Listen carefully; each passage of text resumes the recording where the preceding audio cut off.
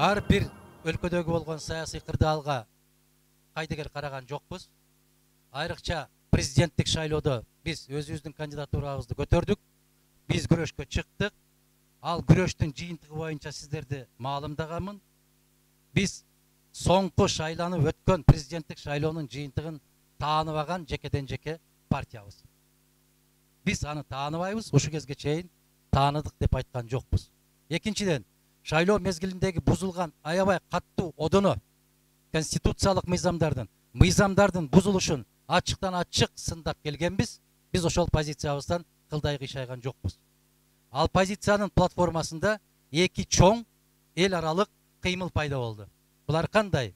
Мен макул эмесмин деген кыймыл жана менин укугум бар деген кыймыл. Мен макул эмесмин деген кыймылдын негизги койгон талабы эмне болду? Кыргыз жараны өз добушун өзү ээ болсо, өз добушуна өзү. Бизди айдап барып, биздин добушту каалаган талапкерге добушун салдырбаса. Мен макул эмесмин деген административдик, мамлекеттик күч органдары биздин жарандарга басымдык көрсөтпөсө. Себеп биздин конституциянын негизги өзөгү экинчи беренесинде турат. Бийликтин бирден бир булагы жана эгемендүүлүктүн туткасы Кыргызстандын эли. Демек, Кыргызстандын эли эркин шайлоого, эркин шайланууга, эркин укугун билдирүүгө укуктуу.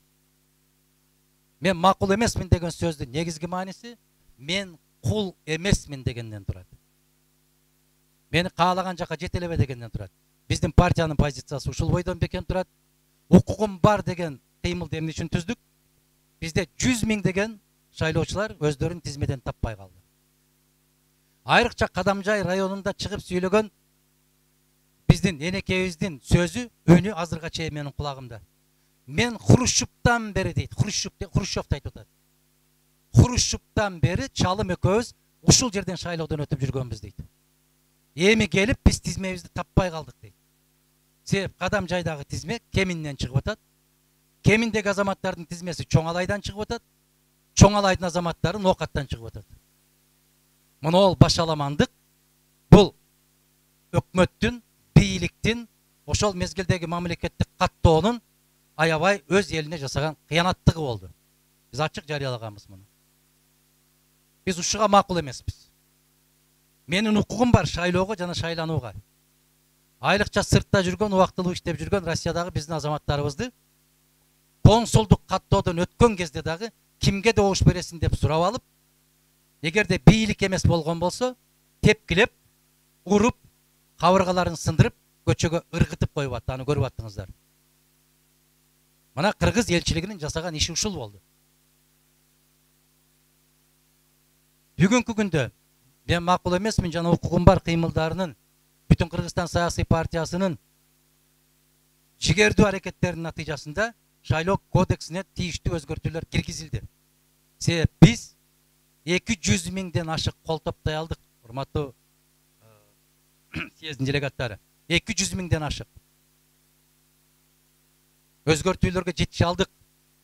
Азыр биздин сыртта жүргөн азаматтарыбыз электрондук каттоодон өтүп, консулдук каттоодон өтүп койсо, анын чөнтөгүндө кыргыз жарандыгы тастыктаган паспорту болсо, ал кайсы мамлекетте болбосун шайлоого укугун кайра кайтарып бере алдык.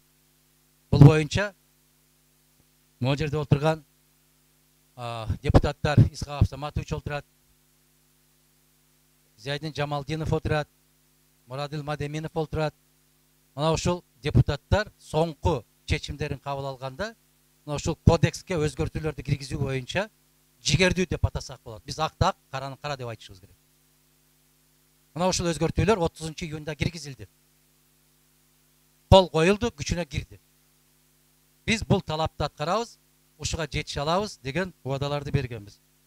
Кыскасын айтканда, Кыргызстандагы кен байлыктар боюнча дагы бүтүн Кыргызстан партиясы позициясын ачык так билдирип келди.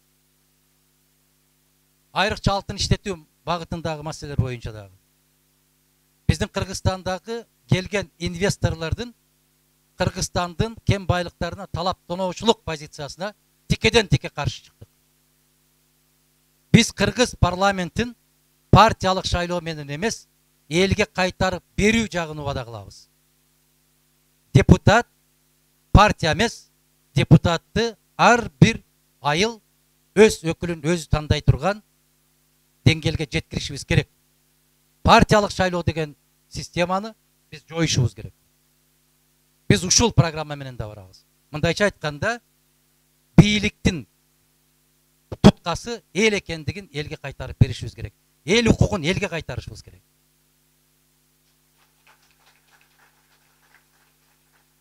Биз бүтүн Кыргызстан партиясы бардык маселелер боюнча ачыктан ачык 10 жылдан бери жарыялап келдик. Ушул баалуулуктарды, ушул программаларды ким биз менен бөлүшсө, биздин эшигибиз ачык деп келдик. Жаратканга шүгүрчүлүктөр болсун. Арабыз жылдан жылга, айдан айга, күндөн күнгө көбөйсө көбөйүп келди, кемиген жок. Кайсыл чоң саясий окуя болбосун, бүтүн Кыргызстан партиясынын билдирүүлөрүн өзүңүздөр көрүп аттыңыздар. Биз ушул позиция менен барабыз.